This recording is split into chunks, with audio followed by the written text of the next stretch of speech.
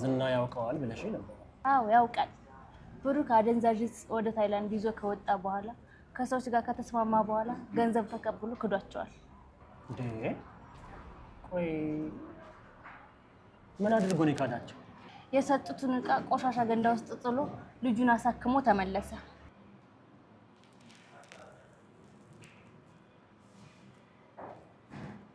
ይሄንን ዝና ያውቃል?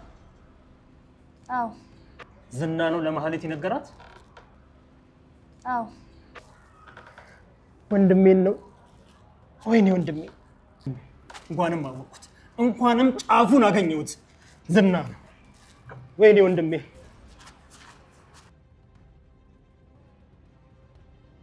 ቅድስት፣ መቼም ደህና ነኝ እንድልሽ አትጠብቂም አይደለ? እሺ፣ ቅድም ያገኘከው ሰው ምን አለክ? አይ ተይው፣ ምንም አይጠቅምሽም። ለማንኛውም ምሳሌን ከቤት እንዳታስወጫት። ትምህርት ቤትም የትም እንዳትሄድ፣ ትምህርት ቤትም ቢሆን እኔ ራሴ ሄጄ እነግራቸዋለሁ። ምንድነው የተፈጠረው? መድብል ምንድነው? ለምንድነው ቆይ የማትነግረኝ? ቅድስት ተረጋጊ እንጂ ምን ሆነሻል? እና ታዲያ ለምንድነው ትምህርት ቤት የማትሄደው? መሄድ ስለሌለባት። ምን ልታደርግ ነው? እሺ ወንድሜ እንደሞተ ወይ ደግሞ በህይወት እንዳለ ዛሬ አረጋግጣለሁ። ስለምን ሞት ነው ቆይ የምታወራው? ቅድስት በቃ ማታ ታሳይኛለሽ። ለማንኛውም ታዲያ አሁን ቅድስት ነገርኩሽ። መድብል እባክህ የተፈጠረ ነገር ካለ ንገረኝ። ቅድስት ነገርኩሽ። በቃ አንቺም ራስሽን ጠብቂ፣ ምሳሌም ከዚህ ቤት እንዳትወጣ። እንዴ ኧረ እባክህ ምንድነው ነገሩ? በቃ ከነገርኩሽ ውጪ ምንም ነገር እንዳታረጊ። ይኸውልሽ ምሳሌን አደራ፣ ማንም ሰው የላትም። አንቺም ራስሽን ጠብቂ። ምናልባት ላልመለስ ይችላል። ምን ማለት ነው? ቆይ ልትሄድ ነው አንተ? የብሩክን ጉዳይ እስከማረጋግጥ ድረስ ላልመጣ እችላለሁ። ነገርኩሽ አይደለም ቅድም።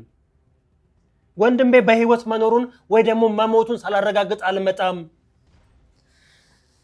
እሺ ቢያንስ እንኳን ተረጋግተህ ሂድ። መድብል የብሩክን መሰወር እንዲሁም መጥፋት ማን ከበስተጀርባ እንዳለ ደረሰበት። እንግዲህ ኤፍራታ ማህሌትን እንድታወጣጣት በገንዘብ ቀጥሯት ነበረ። ማህሌትን እንደምንም ብላ ኤፍራታ አወጣጣት ነበረ። ለመድብል ደውላ እፈልግሃለሁ ስትለው ምን አዲስ አለ ስትል አይ አዲስ ነገር አግኝቻለሁ ስትል እሱን አግኝቼሽ እናወራበታለን ብሏት ቀጥሯት ነበረ። ወደ ቀጠረበት ቦታ ከሄደና ካገኛት በኋላ በጣም ጎበዝና ብልጥ ሴት ነሽ፣ ስራሽን በአግባቡ የምትሰሪ ብሎ ሲላት እኔ እስከተከፈለኝ ድረስ ስራዬን ግድ ነው በአግባቡ መስራት አለብኝ፣ ሰው ሲከፍለኝ እሰራለሁ ስትል ነበረ። እንግዲህ ምን አገኘሽ ሲላት አንዳንድ ነገሮችን ስትነግረው በጣም እየተናደደና እየተበሳጨ ነበረ። የብሩክ ምናልባት ሊጠፋ የቻለው ዝና ሁሉን ነገር የሚያውቅ ይመስለኛል ስትለው እስኪ ለማህሌት የነገራትን ንገሪ ብሎ ሲላት ለማህሌት የነገራትን እንግዲህ ብሩክ ልጁን ለማሳከም ካሁን በፊት ቤቱን ሊሸጥ በነበረ ሰዓት እነዚህ ህገወጥ ስራ የሚሰሩ አሽሽ ነው ምንድነው እሱን ወደ ውጭ ይዞላቸው እንዲሄድ ተስማምተው 9 ሚሊዮን ብር ሰጥተውት ያንን ሰጥተውት ከጨረሱ በኋላ ከተፈራረሙ በኋላ ቤቱንም ሳይሸጥ ያንን ከሰጡት እሱም ገንዘቡን ተተቀበለ። ወደ ውጭ ሀገር በሚሄድበት ሰዓት ነገር ግን እሱ ቆሻሻ መጣያ ውስጥ ነበረና ጥሎት የሄደው። ምናልባት በዛ ምክንያት ይመስለኛል ብሩክ ሊጠፋ የቻለው ሲል ወይኔ ወንድሜ የእናቴ ልጅ ምናልባት በህይወት እኮ ላትኖር ትችላለህ እያለ በጣም ነበር የተገዘው። እንኳንም ደረስኩበት፣ እንኳንም አወኩኝ፣ ከዚህ ጀርባ ያለው ዝና ነው ማለት ነው። እኔ ወንድሜ በህይወት እስካለሁ ድረስ ወንድሜ ምንም አይሆንም መጣሁልህ እያለ ነበረ ተናዶ እየሄደ የነበረው። ኤፍራታም በጣም ተደናግጣ ነበር። ሰላም ውድና የተከበራችሁ የቻናላችን ቤተሰቦች እንኳን ሰላም መጣችሁ። ላይክ፣ ሸር፣ ሰብስክራይብ ማድረግ አትርሱ። እንግዲህ በባለፈው ሳምንት ማህሌትና ኤፍራታ አንዳንድ ነገር እንድትጠይቃት ለማውራት ፈልጋ ለመጠየቅ ምንም ነገር ያው የተወሰነ ፍንጭ እንጂ እንደዚህ ሙሉውን ዝርግፍ አድርጋ አልነገረቻትም ነበር። ምክንያቱም ብነግርሽ ያው ዝና ለአንድ ሰው ብትናገሪ እገልሻለሁ ብሎኛል። ስለዚህ እኔ ለማንም አልናገርም ስትል ነበረ በባለፈው ሳምንት ማለት ነው። ያው ህልም ደግሞ በጣም አስፈሪ ህልም፣ የሚያቀባዥር ህልም አይታ ስለነበረ እየፈራች ነበር። እንግዲህ ቅድስት አሁን ሰዓት ላይ የብሩክ ተቤት ወጥቶ መቅረቱ፣ ስልክ አለመደወሉ፣ ስልክ አለማንሳቱ በጣም እያስፈራትና እያስጨነቃት ፎቶዎችን እያየች እያለቀሰች ትገኛለች። ያው ተረጋጊ ብሏት ሁላቸውም፣ ነገር ግን እሷ የሆነ ያው ወይ ፍቅርን አልተቀበልኩት በእኔ ምክንያት ነው ወይ የሚልም ነገር ስለሚያስጨንቃት እና ስለሚያሳስባት ባገኘችው አጋጣሚ ምሳሌ ባላየቻት ሰዓት እየጠበቀች ያው እያለቀሰች ትገኛለች ማለት ነው። እንግዲህ መድብልና ሞገስ ዳጣ ሁነው አንድ ላይ ቁጭ ብለው እየተወያዩ በነበረበት ሰዓት ያው ያገኘውን መረጃ ሲነግራቸው እርግጠኛ ነህ እንደው ዝና የለበትም ምናምን ብሎ ሲል አላውቅም፣ ብቻ ዝና ያለበት አይመስለኝም፣ ይሄ ስራ በጣም ከባድ ወንጀለኞች ጋር ነው የተገናኘው ብሎ ሲነግረው ቆይ ታውቃቸዋለህ እንዴ ነበረ? አይ ሰዎችን እንኳን አላውቃቸውም፣ ግን እስር ቤት በነበርኩ ሰዓት ስለ እነሱ አንዳንድ መረጃ ሰምቻለሁኝ። የተያዙ በእነሱ ምክንያት ተይዘውም እስር ቤት የመጡ ነበሩ።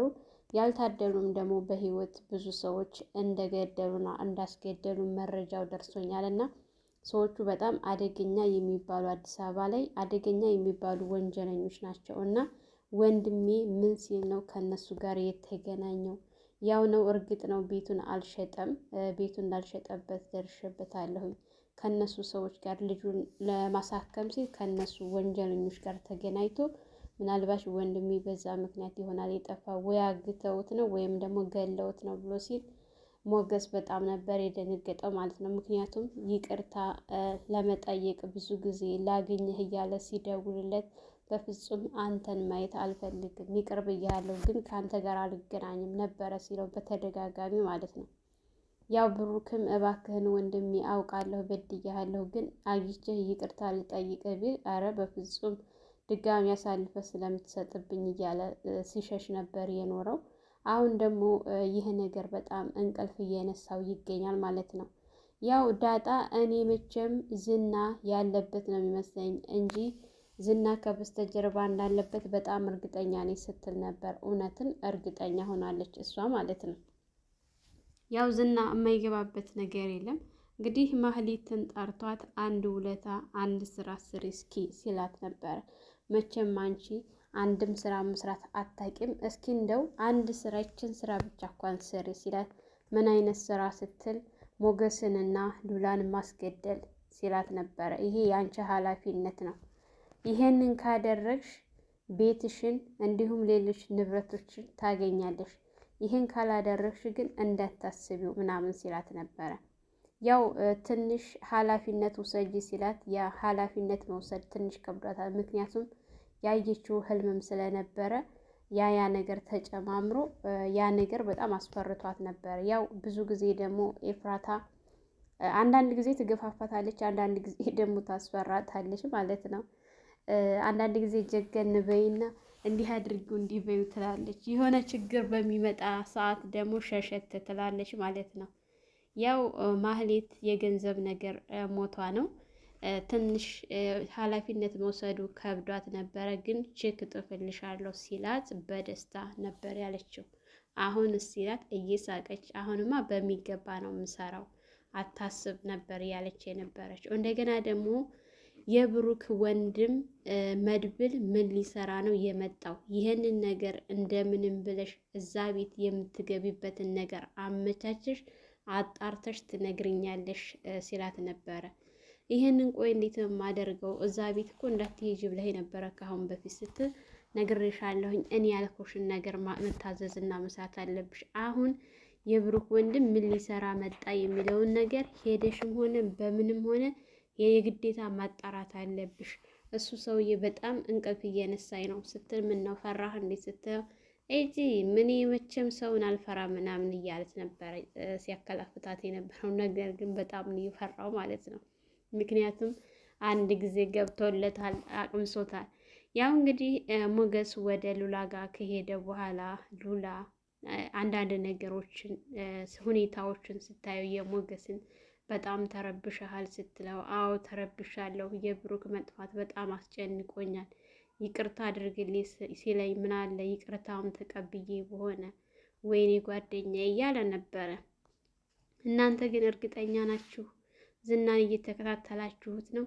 እኔ የብሩክ መጥፋት የዝና እጅ እንዳለበት ነው የሚሰማኝ ስትለው ነበረ። አሁን እኮ መድብል ምናልባሽ በህይወት ላይኖርም ይችላል ሲል ሊሆንም ይችላል ስትል፣ አንቺ እንደዛ ነው የሚሰማሽ ስላት፣ አይ እኔ እንደዛ አይሰማኝም፣ ግን እሱ ወንድም ስለሆነ እንደዛ ያስባል ስትል ነበረ። ዝና ብዙ ነገሮችን ብዙ ወንጀሎችን ይሰራል። ስለዚህ ዝናን አትመኑት፣ ዝናን ልትከታተሉት ግድ ይላል እያለ ምክንያቱም አሁን ላይ ያው ዝና በጣም ብሩክ እያስቸገረው ስለነበረ ጣልቃ እየገባ እሱ እስካለ ድረስ እኔ ምንም መስራት አልቻልኩም ሲል ስለነበረ እነዚህ ወንጀል የሚሰሩትን እንዲሁም ደግሞ ወደ ውጭ እንደሚወጣ የሚያውቀው እሱ ነው። በእርግጠኝነት ከነዚህ መጥፎ ሰዎች ጋር እሱ ነው የሚያገናኘው። ወደ ውጭ መውጣቱ ሌላ ሰው የሚያውቅ ስለሌለ ስትል ሞገስ ልክ ነሽ ሊሆን ይችላል ነበር ያላት። እንግዲህ ያው መድብል ወደ ቤት ተሄደ በኋላ ቅድስት ስትጠይቀው ምን አዲስ አለ ስትል፣ ቅድስት ወንድሜ ከማይሆኑ ሰዎች ጋር ነው የተገናኘው፣ ከማይሆኑት ሰዎች ጋር ተነካክተዋል ምናምን ሲላት ነበረ። ቆይ እሱ ለምንድን ነው የማትነግረኝ እያለች እየተጨናነቀችበት፣ ያው ሁለታቸውም እየጮሁ ስለነበረ ምሳሌ ስትመጣ ስለዚህ ነገር ማውራት አልፈለጉም እና ወሬ ሲቀይሩ ምን እያደረጋችሁ ነው ምናምን ስትላቸው ጨፍር እያለች ነው ምናምን ሲል እንዴ ብላ በደስታ ነበረ ሄዳ ያው ሙዚቃ ከፍታ ስታስጨፍረው የነበረችው ሳይፈልጉ አለፍላጉ። አንዳንድ ጊዜ የምር በጣም ነው ያሳቀኝ። እነሱ ሌላ ቦታ ነው ያሉት፣ እሷ ደግሞ እንደው የልጅ ነገር የሚባለው ነገር ብቻ በጣም ነበር ያሳቀችኝ እዚህ ጋር ማለት ነው። ምክንያቱም ቅድስትና መድብል ሌላ ነገር እያሰቡ ነው። እሷ ደግሞ ስታስጨፍራቸው አንተ እንዳውም ዘፍናለሁ እያልከኝ እኮ ሳትዘፍንልኝ ምናምን ብላ ያው በሰበቡ አስጨፈረቻቸው ማለት ነው። ያው መድብል እንደምንም ብሎ ምሳሌን ከሸወዳት በኋላ ቅድስትን ሲያወራት፣ ቆይ ምን የሰማኸው ነገር አለ የምታውቀው ነገር አለ ወይ ስትለው፣ ከማይሆኑ ሰዎች ጋር ተገናኝተዋል። እስኪ ደግሞ ያቺ የማህሌት ጓደኛ እፈልግሃለሁ ብላ ደውላልኛለች። ማን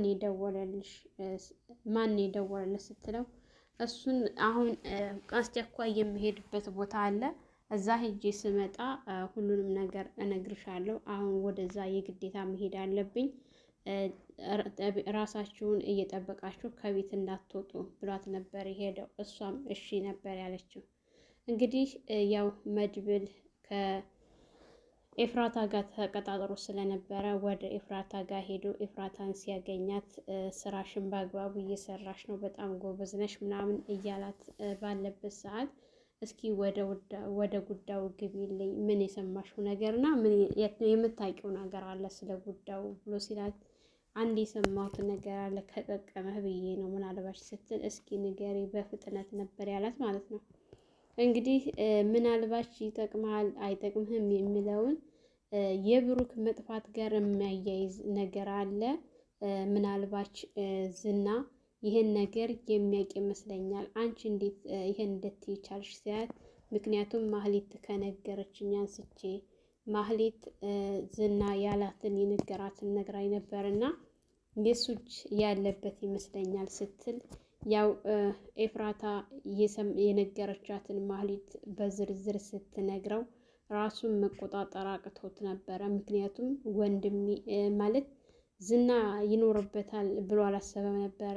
ዝና ደግሞ ወንጀለኛ እንደሆነች እንዲከታተሉት በመጀመሪያ ቀድማ ራሱ ሉላ ተናግራለች። ምክንያቱም እሱ በጣም ወንጀለኛ አደገኛ የሆነ ወንጀለኛ ነው፣ እሱን አጥብቃችሁ መያዝ አለባችሁ፣ እሱን ልትከታተሉት ይገባል ስትል ነበረ።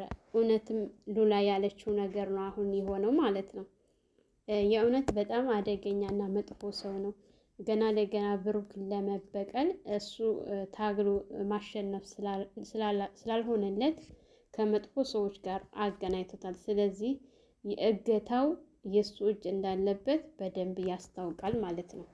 እንግዲህ ስትነግረው ለተወሰነ ጊዜ በጣም ተናዶና ተበሳጭቶ ወይኔ ወንድሜ ብሎ ያው የግዴታ ወደ ቤት መሄድና ወንድሙን ወደሚያገኝበት አቅጣጫ መሄድ እንዳለበት አስቦ እቤት መጥቶ ለቅድስት ከዚህ ቤት እንዳትወጡ ነገርኳችሁ፣ ምንም ብትፈልጉ ምሳሌንም ትምህርት ቤት እንዳትሄድ አንቺም ከዚህ ቤት እንዳትወጪ ነግሬያችኋለሁኝ ብሎ ሲላት ቅድስት በጣም ፈርታ ነበረና ቆይ ምንድነው ለምን ይሆን ከሆነ አትነግረኝም ስትል ቅድስት ነገርኩሽ፣ መቼም በዚህ ሰዓት ሰላም ነህ አትይኝም አይደለ? ምንም ሰላም የለ። ወንድሜ ያለበት ሁኔታ ምናልባችም ወንድሜ የእናቴ ልጅ አንዱ በህይወት ላይኖር ይችላል። ለወንድሜ ልድረስለት፣ ወንድሜ ወዳለበት ቦታ ልሄድ ነው ምናምን ሲላት ኧረ እባክህን ተረጋጋና የሆንከውን ነገር ንገረኝ ስትል ቅድስት ነገርኩሽ ብሏት ነበረ የሄደው ማለት ነው። ያው አሁን ላይ የብሩክ መጥፋት በጣም ያሳሰባቸው ሁላቸውንም። ብሩክ በቀጣይ አብሮ እንደሚመጣ ምንም ጥርጥር የለውም፣ ወንድሙ እንደሚደርስለት።